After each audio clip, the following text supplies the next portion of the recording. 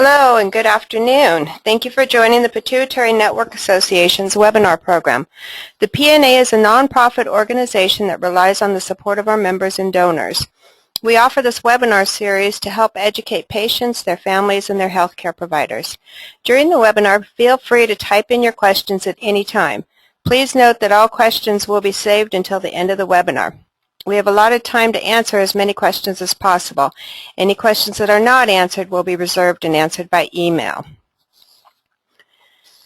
Our webinar today is titled Turning Pain into Passion. Our presenter today is Sharmyn McGraw, patient advocate, author, and facilitator of the BTC Pituitary Patient Support Group.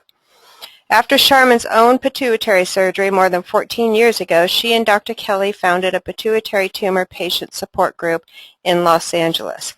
The group is growing now and mails out more than 1,000 invitations to attend their bi-monthly patient support and educational meetings.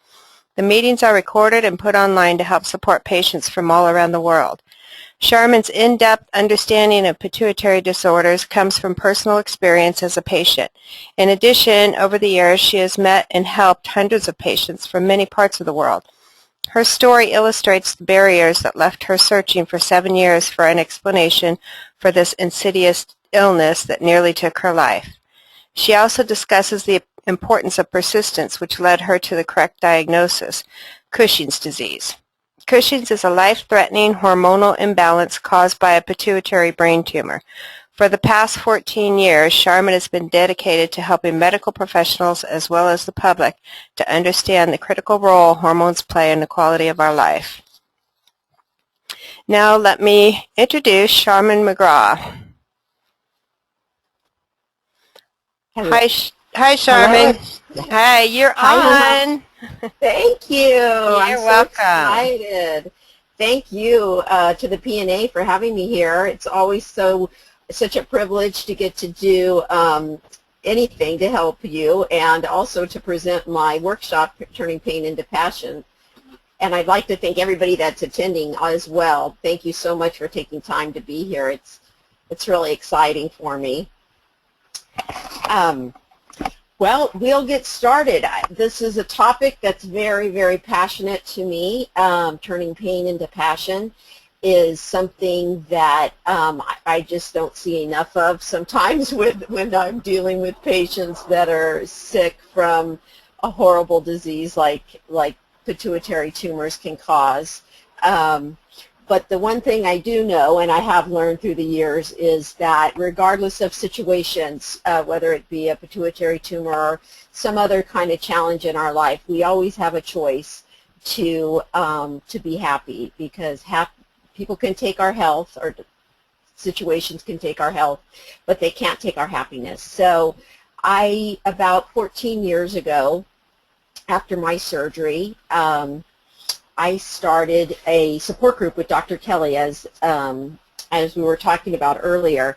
And I'd just like to say what a blessing that was back 14 years ago to actually help me to move forward in my recovery, because it gave me something to focus on. It gave me a passion to help other people. And it really said, when I chose to do it with Dr. Kelly, I didn't just do it for the patients. I did it for me, because it really pushed me into a direction to get out of my disease and to focus on helping others, which really made me I think for the last, really help my recovery so much, and it's given me so much satisfaction and happiness. So anyway, if anybody's in the LA area, please, please, please come see us. We're always happy when friends and family come, and we always serve refreshments, and more than refreshments, a little light dinner, because I know a lot of people travel from San Diego, Ventura, and all over California to be there, and so they don't always get a chance to stop for food. So we always like to make sure we fed you. And our speakers are great. They're all medical professionals or a professional in their field, whether it be mental health or other things too. And so we always like to make sure they have at least something to nibble on while they're there as well. Let's see. So with that said, Why is my thing not advancing? There we go. Okay, one more announcement before we get started. I'm excited about this conference. I just wanted to put up a save the date, January 31st of 2015. We'll be here before we know it. And the Pituitary Network Association and Dr. Kelly and I at the Brain Tumor Center are going to co-sponsor a pituitary conference.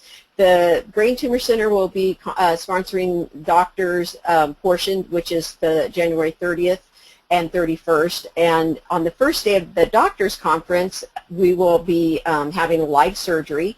And so they will get to see they don't all fit in the conference room, but I mean in the OR. But what we did last year is we have a conference room just down the hall from the OR. So we pile all these great doctors in there, and then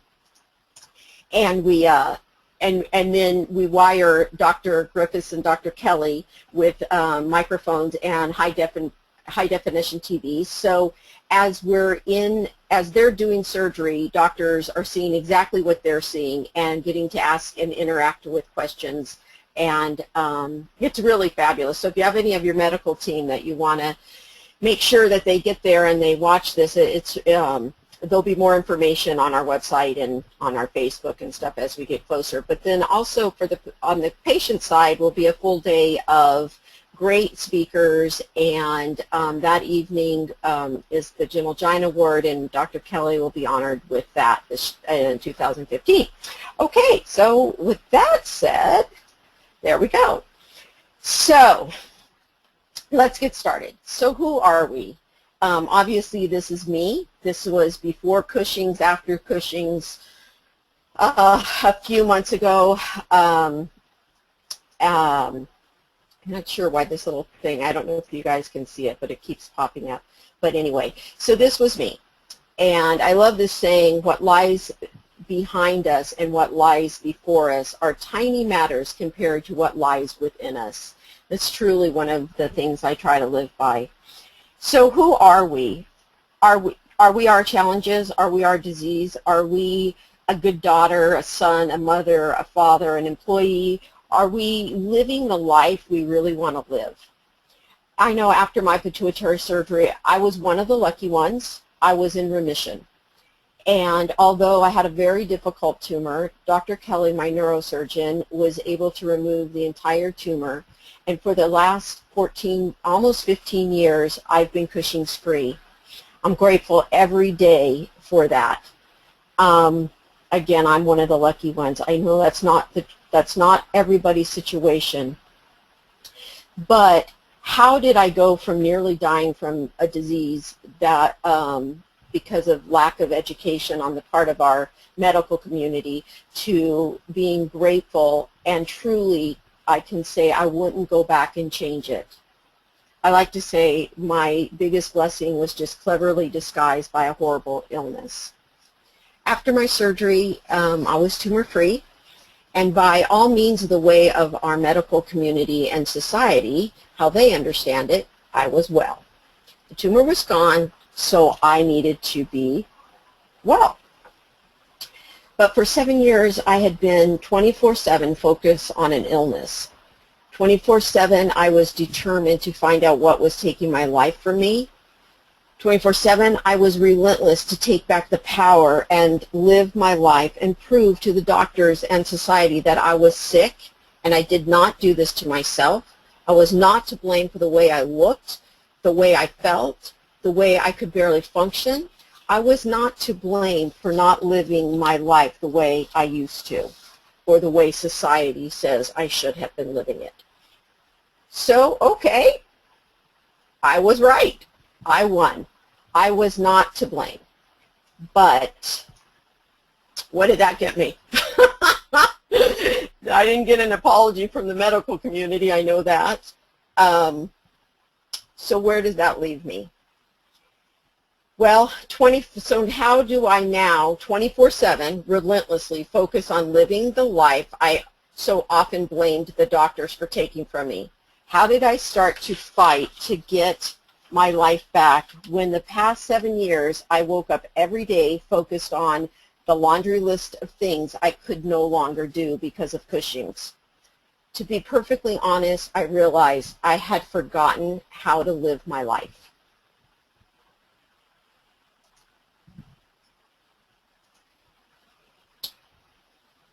The first few months I was scared. I was in remission, and I was supposed to feel good, but I didn't feel good. After pituitary surgery, we often don't feel good. But I did feel different, so that was a good thing, because that gave me hope that I was moving in a direction that I could have my life back. But there were days that I felt worse than when I had the tumor, and there were days that I felt better. But we got to remember, back in those days, that was a long time ago. We came a little, we've moved that golf ball 1 inch closer to the sun. But in those days, we didn't have the internet, we didn't have Facebook, we didn't have all these things, and there was nothing to tell me how I should feel. Would I get better? Would the tumor come back? Would I have enough cortisone if I needed it? There was a million unanswered questions. And I think, like many of us, I was fixated on all 100 million of them, at least, if not more. But until my passion for helping others was bigger than my fear of what might happen to me, I had to decide, how bad did I want it? How bad did I want to live my life again? Only this time, how bad did I want to live it filled with passion beyond my own expectations?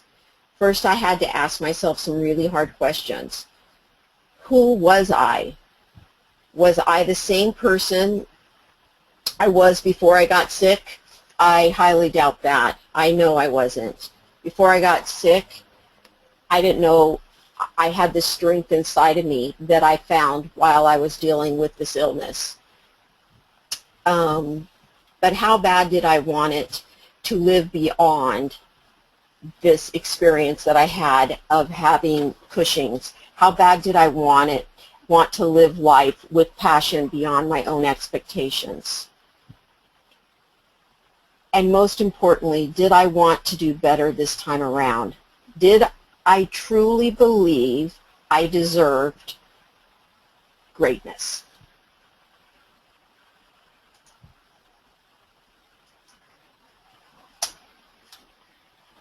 For some reason, I still felt like I had done something to deserve Cushing's. As a society, we've done a really poor job at educating the public. Friends and family had never heard of Cushing's, but assumed that it wasn't that serious, or they would have known about it. After all, if a disease is serious, the media would surely, and our medical community would surely inform the public, wouldn't they? Well, we wish they did. Unfortunately, that's not the case. So I continued to try to figure out all of this on my own.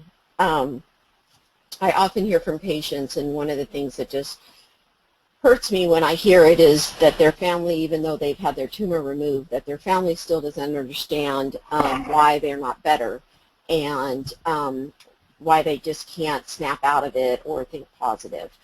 They don't understand how serious this disease is and how the scars are usually from the inside out. And many, I'm going to see if I can keep this thing away one more time, but I don't know why it keeps popping up. And maybe you guys are not seeing it, but I am. Anyway, I often hear from patients where they call me in tears because their family member, their husband, their spouse, their children or something don't understand why they just don't snap out of it.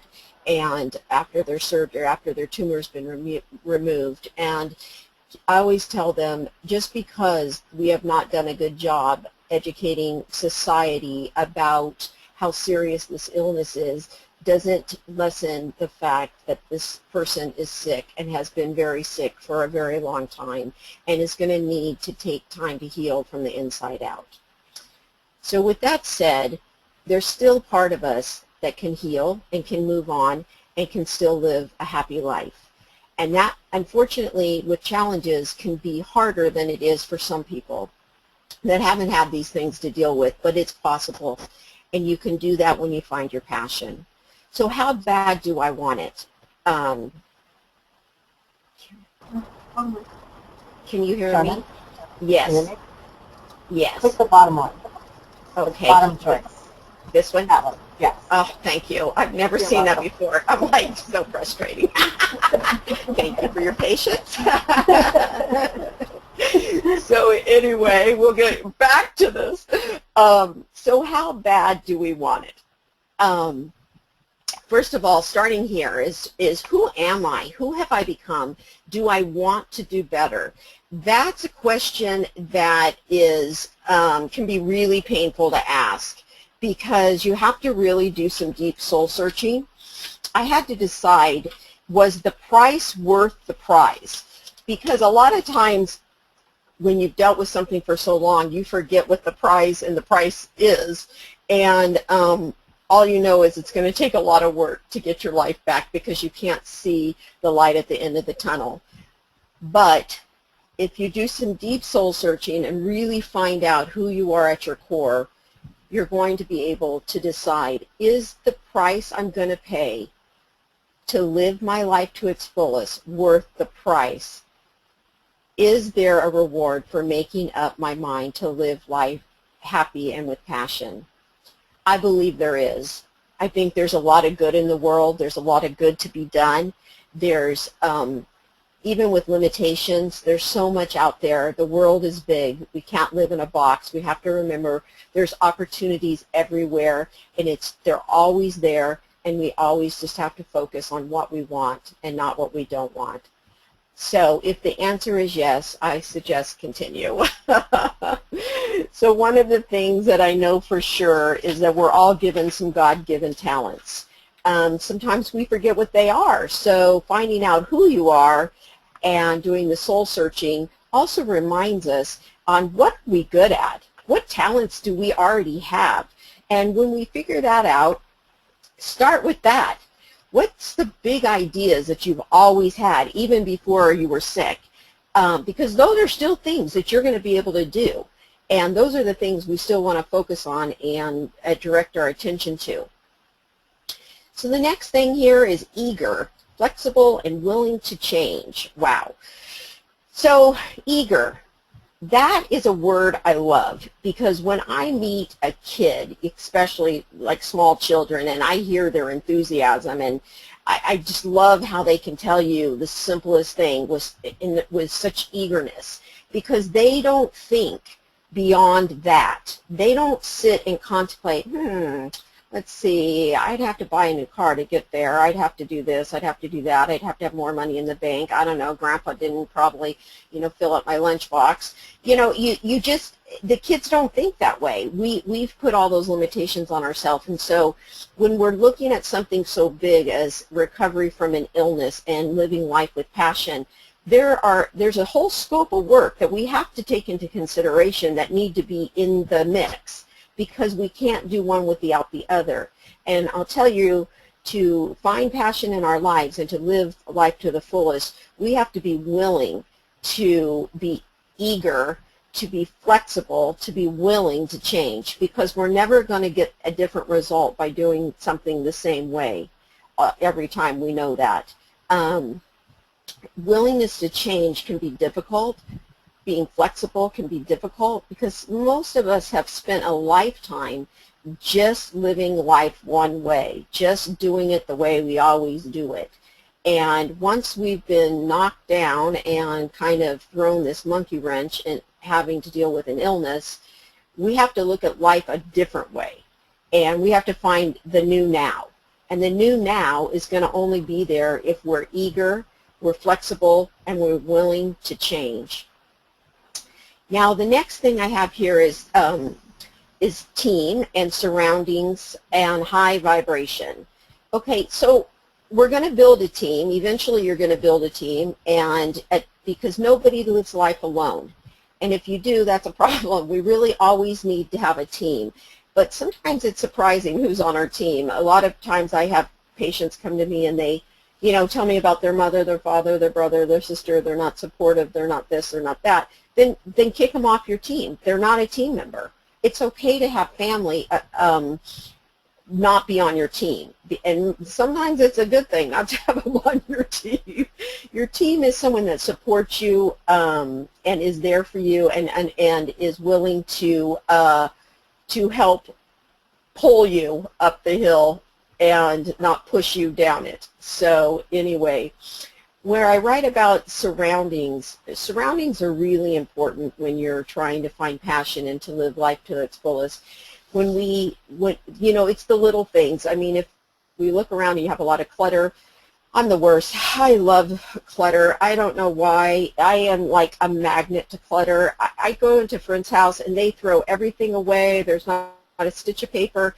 I don't know why it is, but I can collect so much paper and clutter that I don't even want it, but yet I don't. Sometimes I get overwhelmed. I just cannot figure out how it is that people can declutter their life, but I try. I will go through, wipe my house out of clutter and stuff that I just don't need, and then in, you know, a few weeks, a few months, it's back the way it was.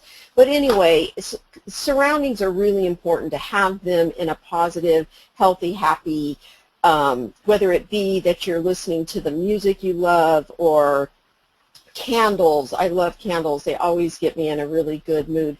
So it's always, when you're looking for something and you've made a determination that you're willing to do whatever it takes to have passion and live a better life, you have to really remember that the small things count too. So surroundings is a big thing, and I'm not saying go buy a new house or whatever, but as simple as having potted plants, if that makes you happy. You know, having your kids' pictures on your refrigerator, if that makes you happy. Remember to look at those things. Remember to use them. I know for me, I've had, you know, I was raised with my grandparents, and my grandma saved everything. She, you know, oh, save that only good china. Oh, save that only when company comes over. Oh, don't drink the good wine because the good wine is for guests. You know, so I think those are things that I have to retrain ourselves, that to look around our surroundings and see what we already have that we're not taking advantage of, that we're not appreciating, that we're not using. And when we really look at those things, all of a sudden we realize we don't need anything. We have it right there all around us.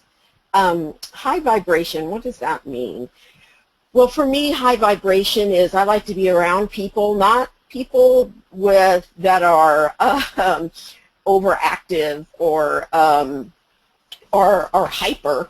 That's not what high vibration is. I like being around people that live life to the fullest as well, like-minded people, people that see the best in life, the people that want to succeed, that like life, and not just see the glass half full, but realize if their glass is empty, that they have it inside of them to fill it back up. And if they see that you need help filling yours up, they're willing to support you on that. So that's kind of what I mean there. And of course, priorities, whatever it takes. This is like a job. Living life doesn't come easy. And, you know, some people make it look easy, but I can guarantee you living life the way you really want to live it takes every day dedicated to making sure that you're a priority in your own life. And we all have families and career and spiritual things that we want to learn and love, and community and our health and everything like that. But if you're not on the top of that list, then you will eventually not have anything to give to anybody. So really taking time to make sure that you're taken care of is the number one thing. Passion, dreams, enthusiasm, good is okay, but great is what we deserve.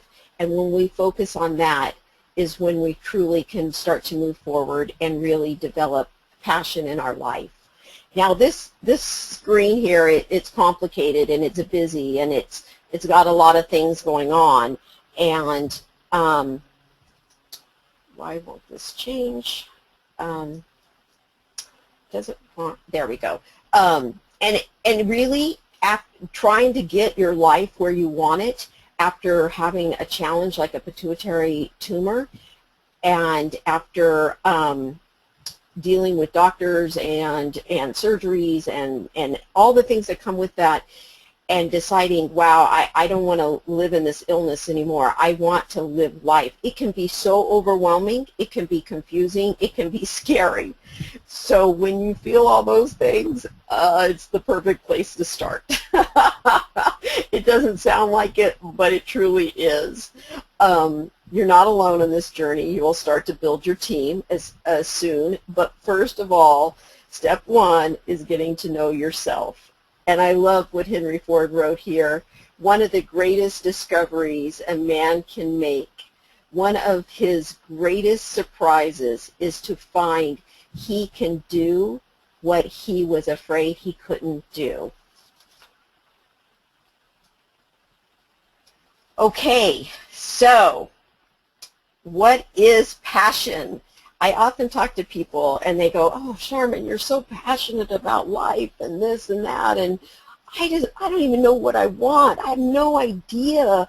I don't even have a clue where to start. Like, I know there's something better for me. I know I'm tired of my job and I'm bored, but I don't know what my passion is. So here's some things to help with that. I know we all fight with things, but this is what I found really clarified in my mind to help me focus on what passion to me really is. And gratitude, I find, is the ignition. Gratitude will start it all. When I start to get grateful for everything in my life, it ignites everything. That's the ignition to start passion. Passion is only the fuel that when I think about something, the passion makes me excited. It gives me that inertia to move forward, to have more ideas, and to not get stuck in the things I can't do, but focus on the exciting opportunities of things that I want to do, and to find a way to do those things. The passion is, so fuel, and then happiness is the prize. I mean, obviously, when you can find passion about just getting up in the morning, that's happiness. That's the prize. That's the reward. So that's our goal. Passion is the desire to choose happiness in the midst of a challenge. We have so many things that go on in a day, and it's really hard to stay focused sometimes on being happy because we forget it's a choice. We think it's something that comes natural, but it does not come. Happiness does not come natural. Happiness, because we still have genes that were back from the day when we were going to be eaten by a tiger in caveman days, and those genes are the strongest genes that we have.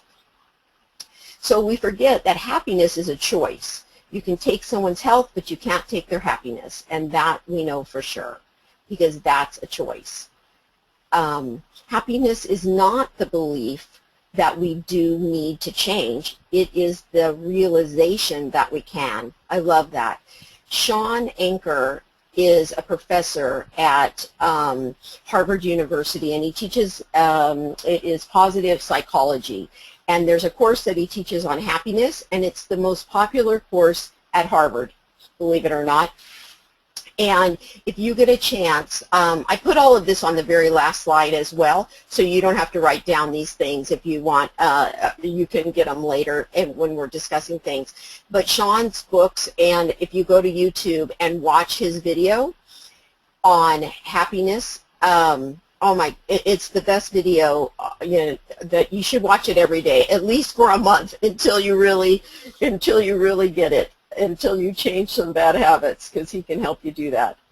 When we desire to choose happiness, even in the midst of a painful challenge, we will find our passion that fuels our inner strength to triumph no matter the outcome. And for that, it's easy to be grateful.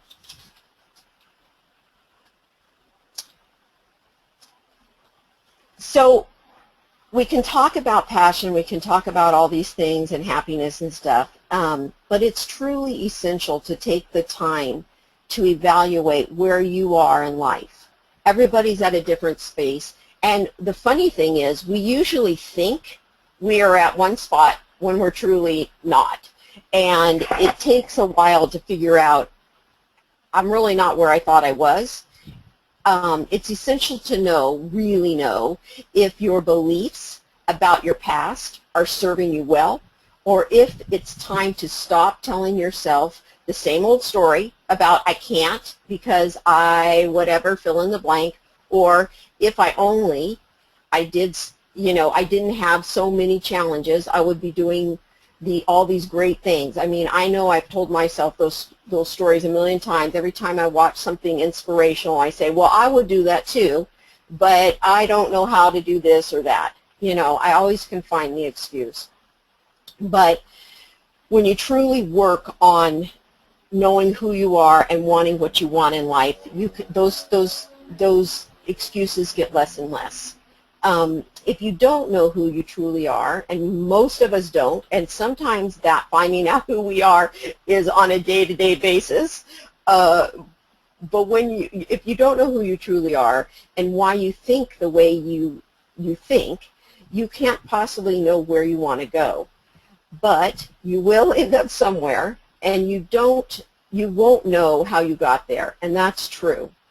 And you will continue to end up somewhere, but never anywhere good enough for your true greatness, because your true meaning for life and the truest passions that you have inside of you came because you deserve greatness. And our Creator, our universe, whoever God, whatever you call God, has created you to come in this lifetime and experience true greatness. And we forget that sometimes when we start to look at what challenges we've been faced with. A belief is just a thought that you keep thinking. Nothing is good or bad, but thinking makes it so. William Shakespeare was brilliant. That statement, there is no truer statement. So I really recommend this book. Steve Harvey, he is the comedian Steve Harvey, and he's just on every TV show, and he's got a million things of success right now, and his book is Act Like a Success, Think Like a Success, Discovering Your Gifts and the Ways to a Rich Life's Riches. We always think that successful people, I always say overnight success took 20 years. So even though Steve Harvey is successful now, there was a time in his life where I think he said he lost over $32 million. He slept in his car something like 2 years before, and he's had to start over many times. So he's had some good lessons to teach from, and I think he really has a lot to offer in if you choose to want to be inspired by him. I think he's got a lot to offer. So what do we got here? Okay, so the workbook. Now, some of you may have had a chance to download a copy of the workbook that we're kind of going over. This is Turning Pain into Passion. Was a workbook that I wrote. If you didn't download yours, let me back up. If you did download yours, then you have your copy. That's great. I hope you use it. If you are here and you didn't download a copy, there's a copy on the Pituitary Network's website, and I hope you do download it. And because there's a lot of action, some things in the workbook to help you guide you, and some things to do in the workbook to help you advance your, to find your passion. So anyway, this workbook was originally written in 2000 for a workshop that I presented for the organization CUSH. Some of you know of CUSH-Help and Mary O'Connor and Kathy Gifford and all of that. We were kind of the original people back in the day. There wasn't all the things that we have now, but for the CUSH, there was just this CUSH organization. Of course, the Pituitary Network, actually, I got to rephrase that, because Bob Knutson really started the whole trend and the whole thing. There was nothing before the Pituitary Network Association. And then later, CUSH, which is no longer around, but was an organization for that focused more on just Cushing's patients, and whereas Bob had encompassed all of pituitary and still encompasses all of pituitary patients. But at this conference, it was back in Vanderbilt Medical Center, and they'd asked me to present a talk. And I was working full time. I'm single, but I had a lot going on at work, and I had a big project that encompassed almost my entire day and night. I had to get I was trying to get it finished before I went to Vanderbilt, but it ended up that I was working late nights and everything on this project, and so I didn't get a chance to really work on my workbook like I wanted to. And so to get the workbook finished, it had a lot of I didn't get a chance to take it to an editor or revise it or anything. And at one point I had decided to call the people that had asked me to facilitate the workshop, and I was going to tell them that I just can't do it. It's too much. I can't do it. I can't get this workbook finished. I won't be able to do the workshop. And that was the direction I was going. I started to panic. So anyway, as I started to really read what I was writing and doing the work that I know works for me, I realized, what the heck, I am not going to let these people down. I'm not going to let myself down. I'm going to go to the I'm going to present this workshop, and I'm not going to send it to the editor because I don't have time. And sometimes in life we got to show up. We just got to wing it, and we got to do the things in life that are not perfect, because we're never going to find perfection. And so I did just that. I did the workshop.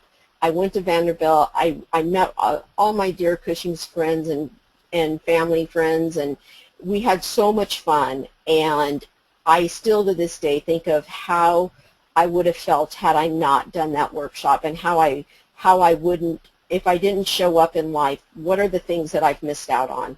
And I love this quote: "Life is not a journey to the grave with the intention of arriving safely in a pretty and well-preserved body, but rather skid in broadside, thoroughly used up, totally worn out, and loudly proclaiming, 'Wow, what a ride.'" And I love this picture next to it. I have a fear of mountain climbing picture, and I think, oh my God, there you go. One more thing that I have to quit telling myself I can't do, because I probably could if I wanted to. So we're going to get started here. This in the workbook. If you don't have a copy of the workbook, it's no big deal. But in the workbook, what I talk about in the chapters is my life is about me, and that's a really personal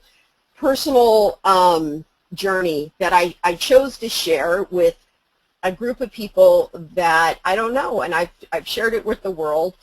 We all have that story. We all, if you read in my story, I mean, I dealt with living in an alcoholic home. My brother, there was, child abuse in our home, in the house, and not in my house, but with my father, and different things. And there was quite, I had lived a dysfunctional life, and like many people do. And so I feel it's important to share that in the book, to really remind myself that I'm proud of who I am. There's a lot of challenges that, even besides Cushing's, that was long before Cushing's, I had challenges. And so to now live my life the way I do, I'm really proud of myself, because it wasn't always that way. It wasn't always that way at all. So my life is about me, is telling a story about me, but your life is about you. And we'll go into that a little bit more. But anyway, getting started, then you can read Question Your Reactions. We'll go through all these a little bit.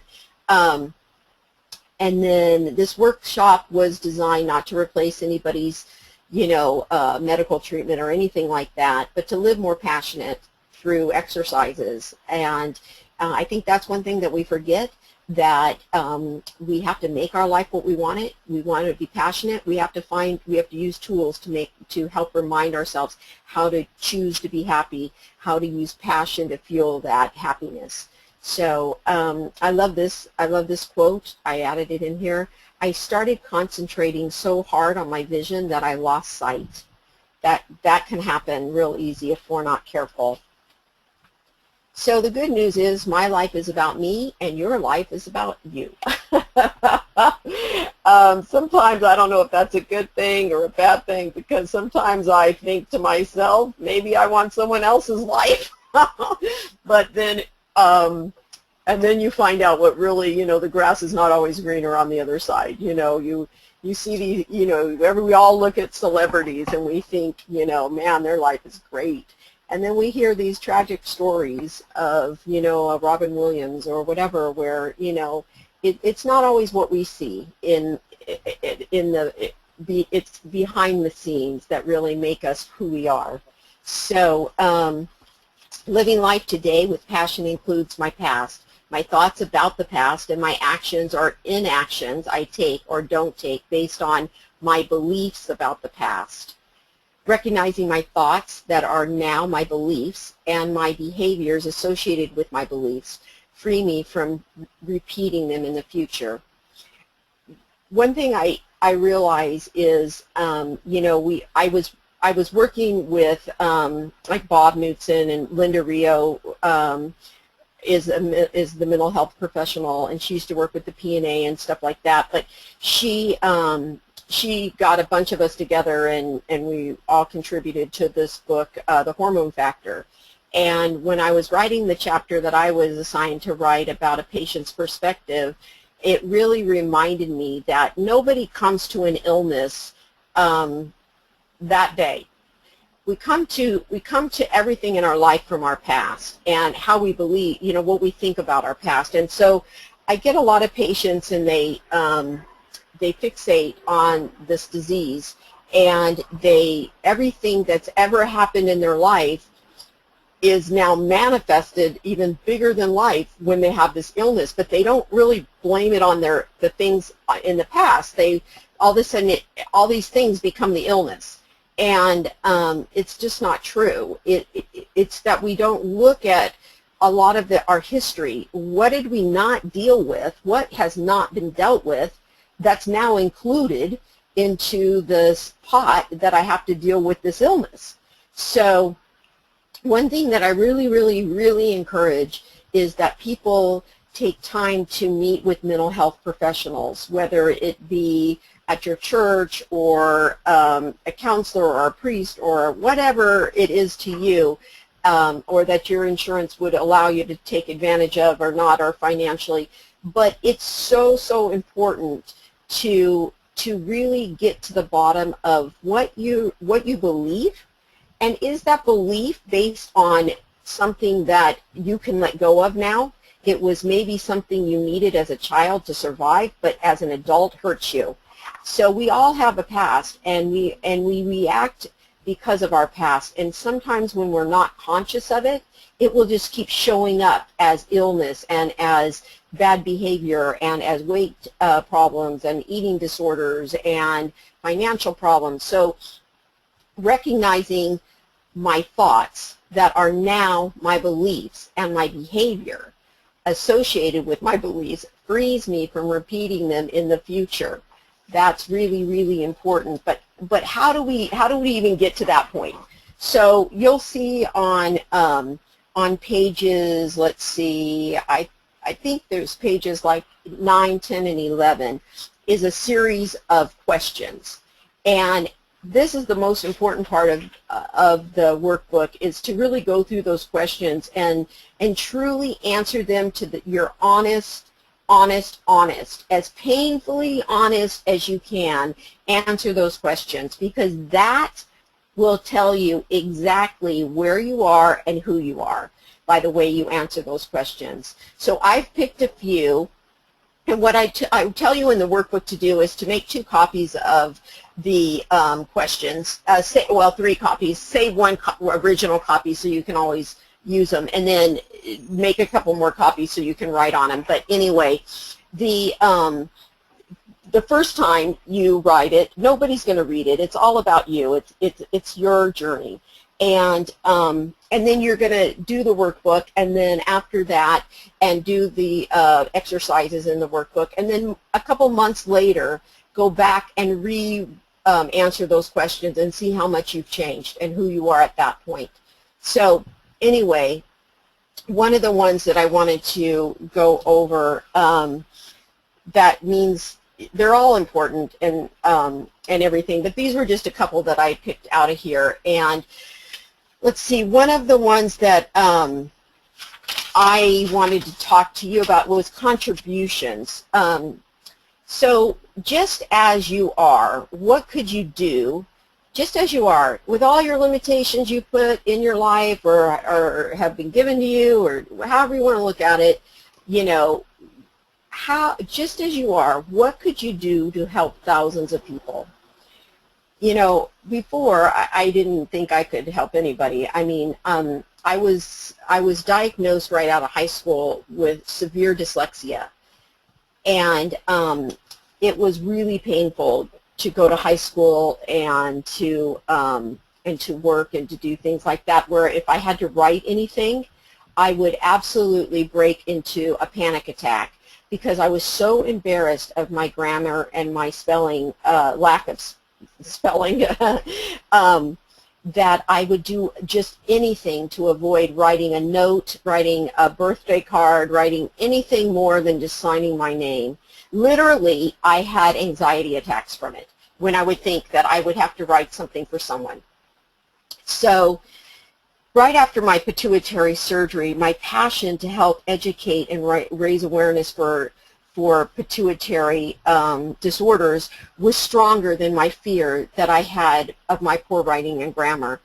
So what I would do is I started looking, you know, like, how do I overcome this? Yeah, it was scary, but how do I do it? So I took a class on writing, and it was how to write for magazines, because I thought to myself, well, if I could get something published in a magazine, that would help a lot of people. That would go out to thousands of people, because I knew if I wanted to help people on a bigger scale that I had to get over my fear of dyslexia, and I had to find a muse to a channel to get the word out to the people. So I took this class on writing, how to write for magazines. And after the class, my instructor, she really took a liking to my passion about telling my story. So she helped me send out 13 query letters to different women's health magazines. And after a few months and 12 rejection letters, every day I got one in the mail, I'd say, okay, I would get excited, okay, but the next one's going to be, we want your story. So no thank you to we want your story. So after the 12th rejection letter, I didn't hear anything for a while, but one day I was sitting in my car in traffic, and I'll never forget, I answered my phone. I saw a call from New York, and I answered my phone, and it was Donna Bean from Women's Day magazine.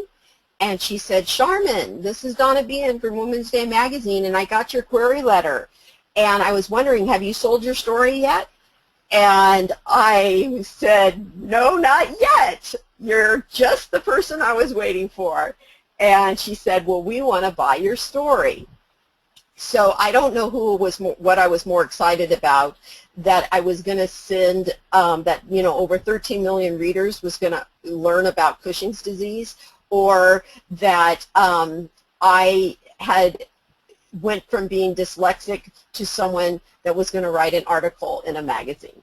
So anyway, my old story would have been, I can't write it myself because I'm not a writer, I'm dyslexic. But my new story, because I had changed the stories I was telling myself, my new story was, I'm a writer. And when Donna said we were going to have someone write your story, I said, may I write my own story? I'm a writer. And that gave me this really deep sense of accomplishment, that I knew I was doing the right thing, that the old story wasn't going to work for me anymore. Now my story needed to be that I was passionate about helping other people. So Donna said to me, well, typically we don't have you write your own story, but but in this case, you probably know the topic better than anyone else, and so we're going to let you write the story. And she said, so I did just that. I wrote the story. I finished 2,500 words, and with a few edits, Donna and I worked together really well. Donna said to me, you wrote the article as well as any of my seasoned writers.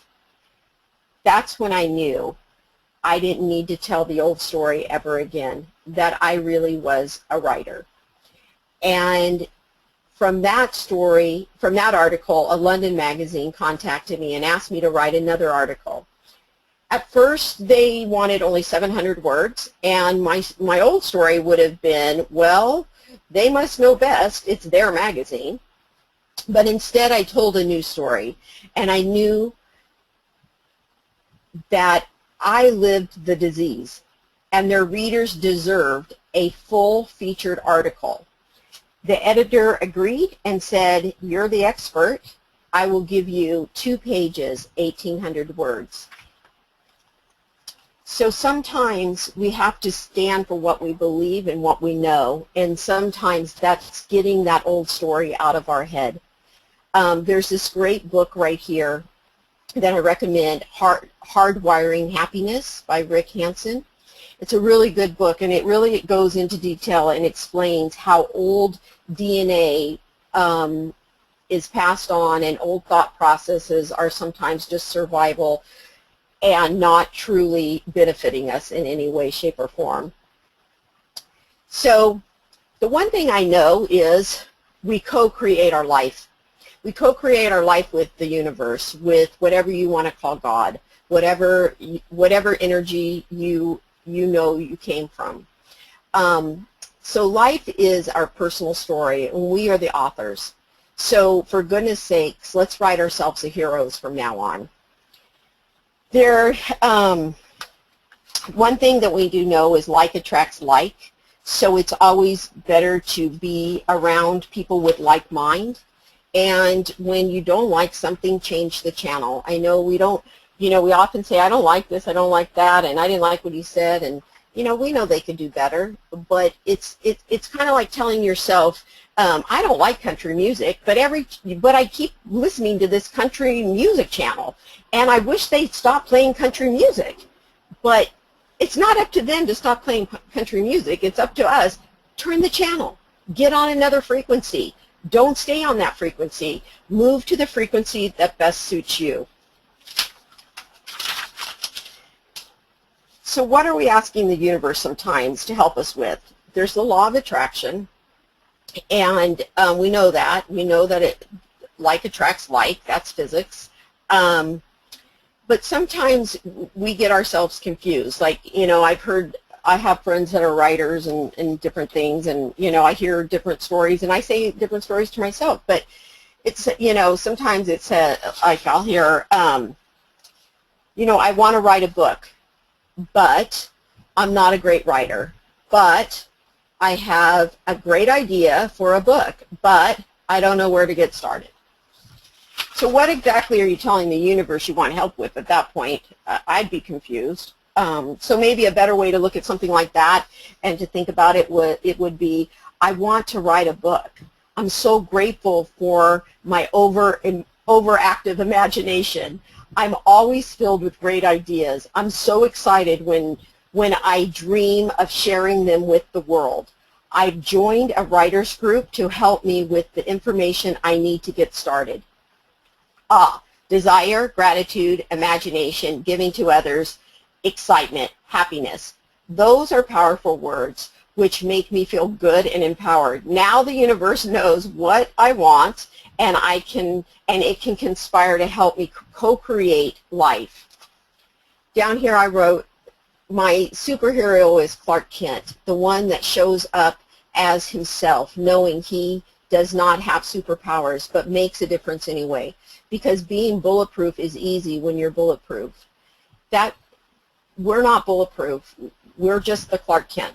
You know, I mean, we look, you know, TV has, and Hollywood and everything gives us all these false delusions of what, you know, what people really can do. And, you know, I mean, that's all great. Imagination is fun, and it's good to get caught up in fantasy and enjoy, you know, things like that and laugh and everything. But then in reality, we have to show up in life, even when we're not perfect, even when we don't have all the opportunities yet handed to us, or we don't know exactly where we want to go, but we're willing to try. So that's a really, really important. I always, you know, my superhero is Clark Kent. In our workbook, this is one of the chapters. And it's really important when you're trying to find your passion and you're really working towards living a conscious life and a life filled with meaning.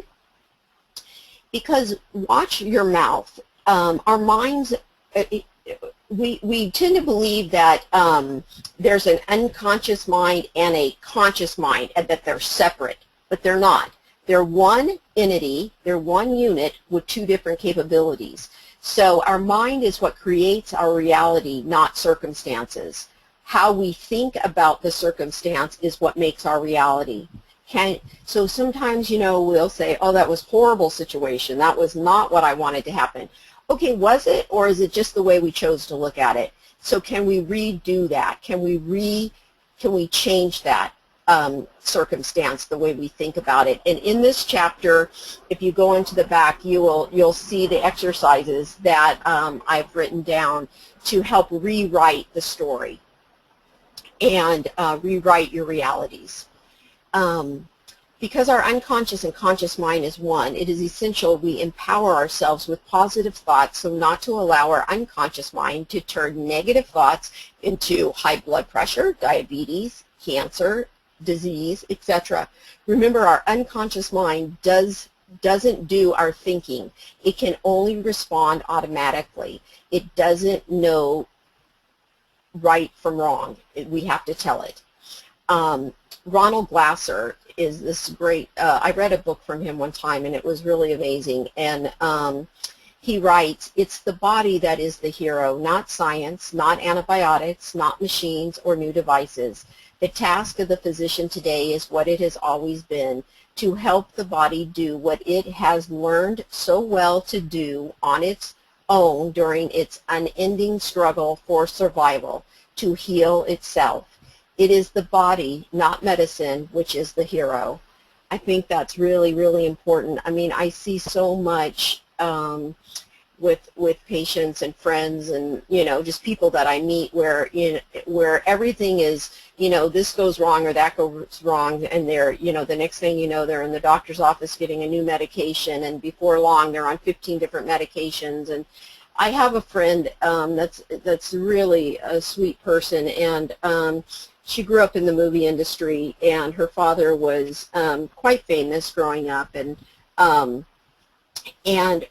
her mother has definite issues, mental illness, and she's on about 20 different medications, and everyone, because they're, celebrity type status. I mean, it's kind of like the Michael Jackson syndrome. I mean, before you know it, you can get any prescription, anything, and then you lose track, like, what's actually really helping, and what part would the body have taken care of naturally. So sometimes it worries me. I'm not saying don't take medication or do take medication. I'm saying that really think about, is this medication going to help me, or is there something in my life that I could change to help me better than going toward, to a medication first of all.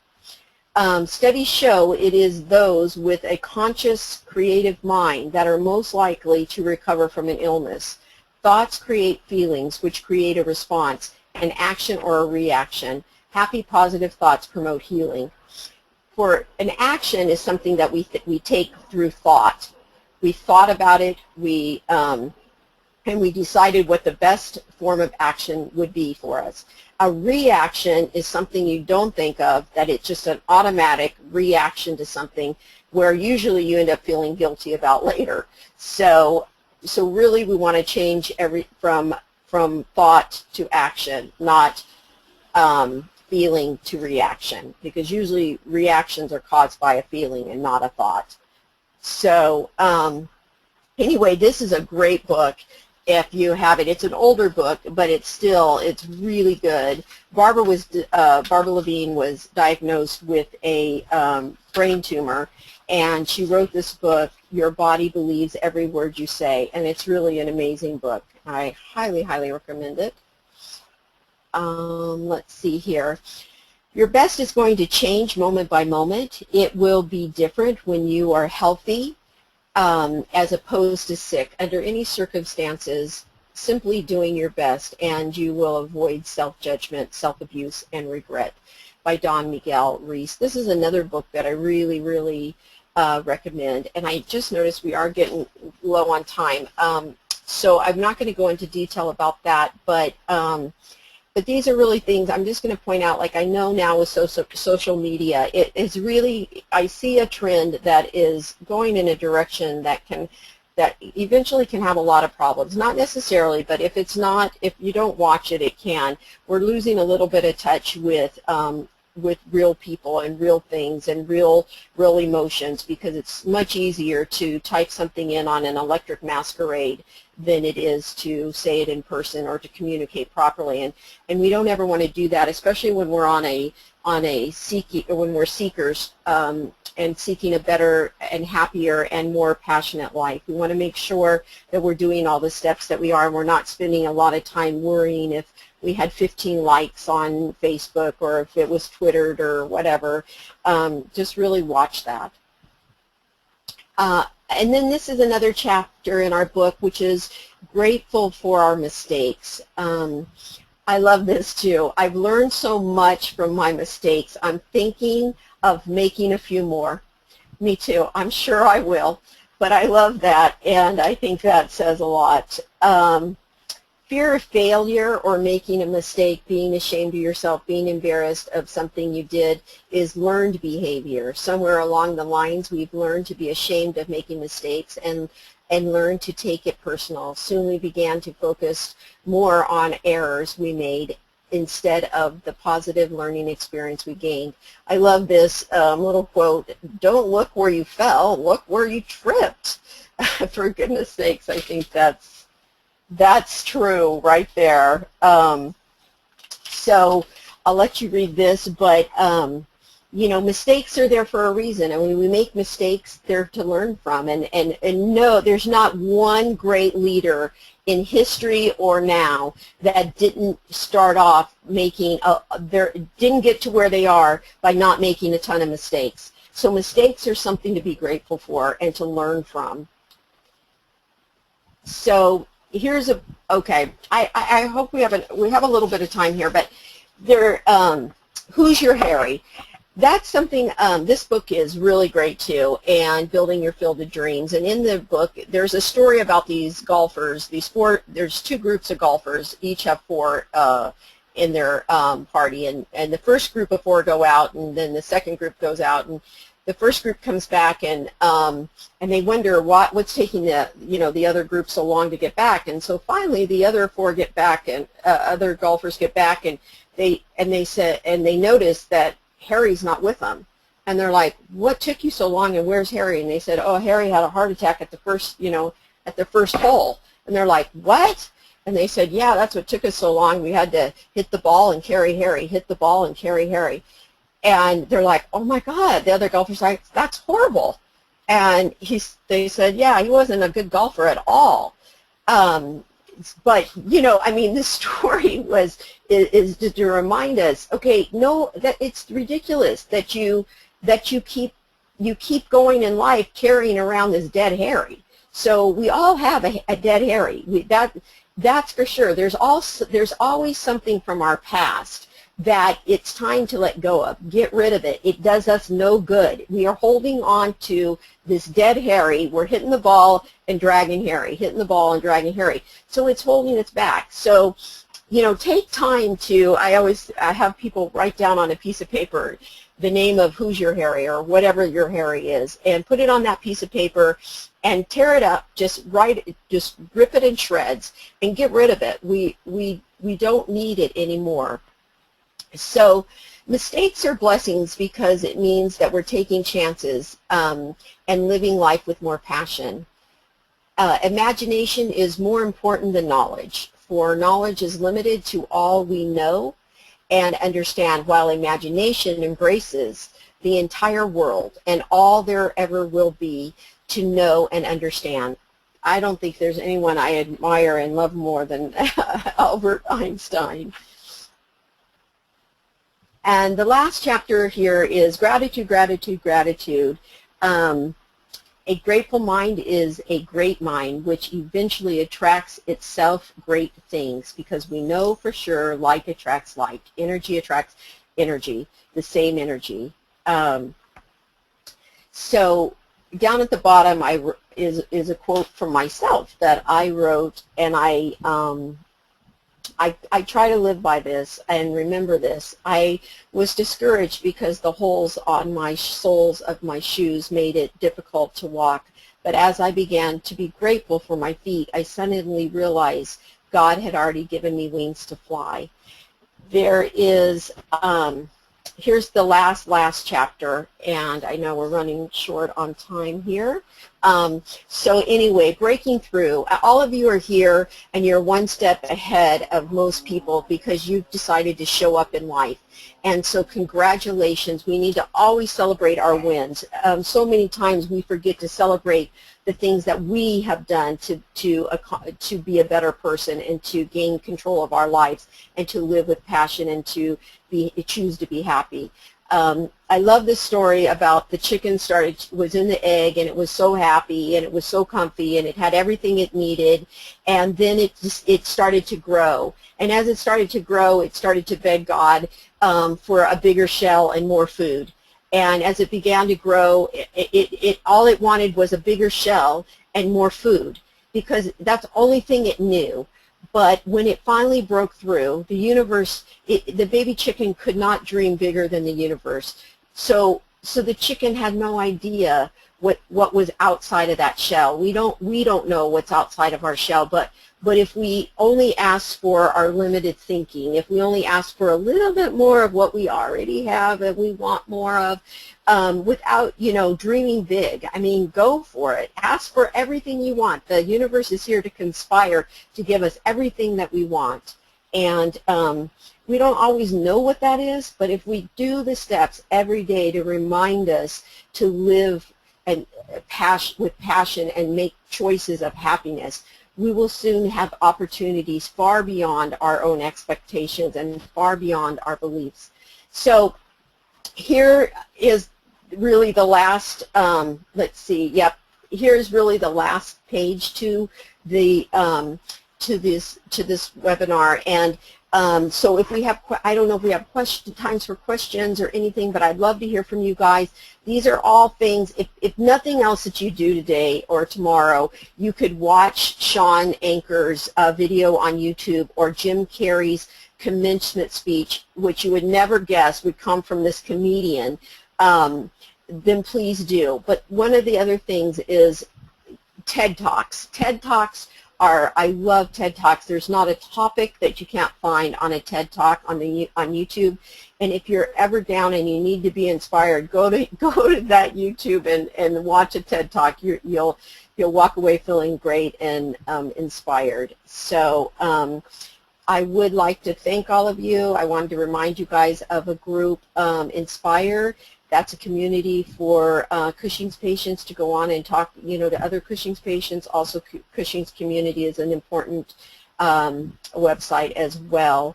And I'm going to go back here, and so I'll turn it over to you. Are there questions? Hi, Sharmyn. Thank you so much. You are always such an inspiration and awesome role model for all of the patients out there. We really appreciate it. We are out of time, so we're going to go ahead and answer the questions by email. So we'll get those emailed to you, and you'll be able to email back to us the answers. We'll get them out to the patients. Okay, great. Thank you so much. Thank you. And this concludes our webinar presentation. As I said, if you did not get a chance to answer your question, we will be answering them via email. The PNA wishes to thank you for participating in our webinar. There will be a brief survey after the webinar. Please fill it out to help us provide you with the information you need. Thank you for joining us today. Enjoy the rest of your day, and be sure to watch next month's webinar. Thank you, Sharmyn. Thank you, guys. Thanks, everybody. Bye-bye.